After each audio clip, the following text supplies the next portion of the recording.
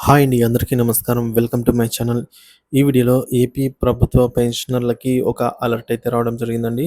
ఏంటంటే ఆ alert August నెలకు సంబంధించినటువంటి మనం డౌన్‌లోడ్ చేసుకున్న పేస్లిప్‌లో కొన్ని లోపాలనైతే గమనించడం జరిగింది.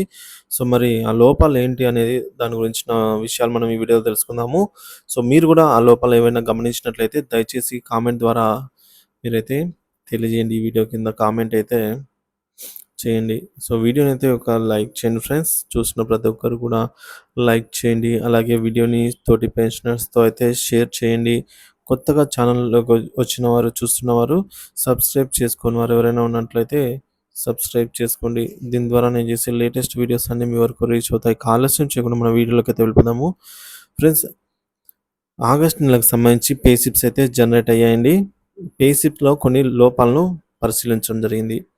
అవేంటంటే డిఫాల్ట్ ట్యాక్స్ రిజిమ్‌గా 24, 25 ఫైనాన్షియల్ ఇయర్ న్యూ రిజిమ్‌కి బదులు పాతది అసంబద్ధమైన 22, 23 ప్రకారం మన పే స్లిప్‌లలో అయితే ఫార్మ్ 16 హెడ్డింగ్ కింద తప్పుగా లెక్కగట్టిన ట్యాక్స్‌కి సంబంధించి వివరాలైతే అక్కడ వస్తున్నాయి. అవేంటంటే 22, 23 ఫైనాన్షియల్ ఇయర్‌లో స్టాండర్డ్ డిడక్షన్ అయితే లేదు, మిస్ అయింది.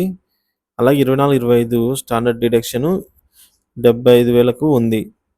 22, 23 అలాగే 24, 25లలో ఐటీ స్లాబ్‌లలో వ్యత్యాసం అయితే ఉంది.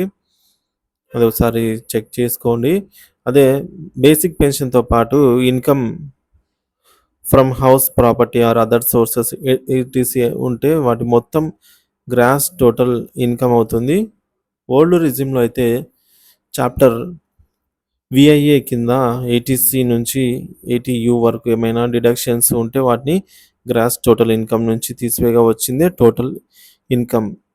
సో, న్యూ రిజిమ్‌లో ఇతర డిడక్షన్స్ ఉండవు కాబట్టి gross total income is equals to total income అనైతే చెప్పుకోవచ్చు. కానీ టోటల్ ఇన్కమ్‌ను ఐటీ రూల్స్ సవరించిన సెక్షన్ 288 ప్రకారంగా నియరెస్ట్ మల్టిప్లికేషన్ ఆఫ్ 10 సవరించాల్సి అయితే ఉంటుంది. కానీ ఇక్కడ పే స్లిప్స్‌లలో రూల్స్‌ను ఎక్కువగా పాటించలేదు. సో, ఇట్లా వచ్చిన టోటల్ ఇన్కమ్ పైన మాత్రమే ట్యాక్స్ లెక్క కట్టాలి. సో, పైన లెక్క కట్టినటువంటి ట్యాక్స్ ఆన్ టోటల్ ఇన్కమ్ పై హెల్త్, ఎడ్యుకేషన్ అండ్ సెస్ 4% అయితే లెక్క కట్టాలి.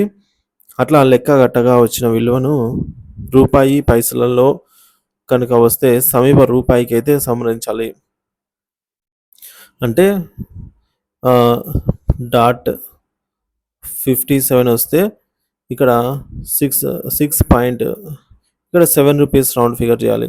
లేదా 6.47 వస్తే 6 రూపీస్‌కి అయితే రౌండ్ ఫిగర్ చేయాల్సి అయితే ఉంటుంది.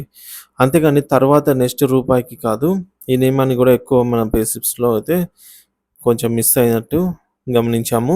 ఇక ట్రెజరీలో కొంతమంది ట్యాక్స్ కట్ చేస్తున్నారు. కొంతమందికి ట్యాక్స్ అయితే డిడక్ట్ చేయడం లేదు. సో, యూనిఫార్మిటీ అయితే ఇక్కడ మిస్ అయింది. అది కూడా ప్రభుత్వము కల్పించుకొని ఈ యూనిఫార్మిటీని ఎప్పటినుంచో ఉన్నటువంటి యూనిఫార్మిటీని అయితే బిల్డ్ చేయాలి. అందరికీ ఒకేసారి అయితే ట్యాక్స్‌ను కట్ చేయాల్సిందిగా అయితే కోరుతున్నారు ఉద్యోగ పెన్షనర్స్ అంతా కూడా.